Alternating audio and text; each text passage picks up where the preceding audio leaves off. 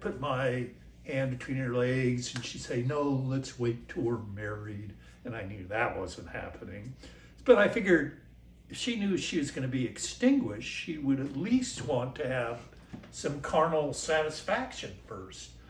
So the next morning, Canby picks me up. I sneak out of the house. He picks me up at 6:30 in the morning. We're driving to her house in Millbrae. And Canby was the perfect guy like this. His mother had already tried to kill herself 14 times. Oh my. And failed, usually with Librium and gin. I was there for a couple of them, and it wasn't pleasant. So, you know, he was used to end of the world stuff. And I remember when we were driving there, the sun came up, and I said, look at that, Tom. You know, it's the last sunrise we're ever going to see. And he said, yeah, who gives a shit? You know, perfect guy for the end of the world. So we drive to Jane's house. I get out, and I walk up the driveway, and I get to the porch.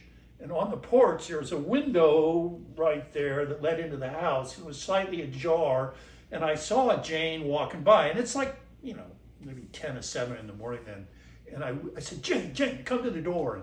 And you know, she runs over and she opens the door and she goes, Steve, what are you doing here? And I said, where else would I be? It's Armageddon. And she said, well, what are you talking about? And I said, didn't you hear Kennedy last night on TV?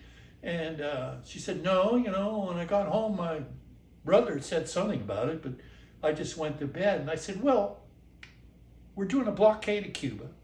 The Russian warships are headed there. And once those two engage, the missiles are going to fly. You know, by this time tomorrow, you and I are just going to be bacon strips. And she said, well, I think you're overreacting. And I said, well, this is why we've been doing duck and cover all those years, you know? I mean, that's what we grew up doing. Not that it's going to do you any good now. And so she said, well, I don't understand. What are you doing here? And I said, well, we got to have sex. I said, neither of us ever had sex. That's what we're put on this planet to do.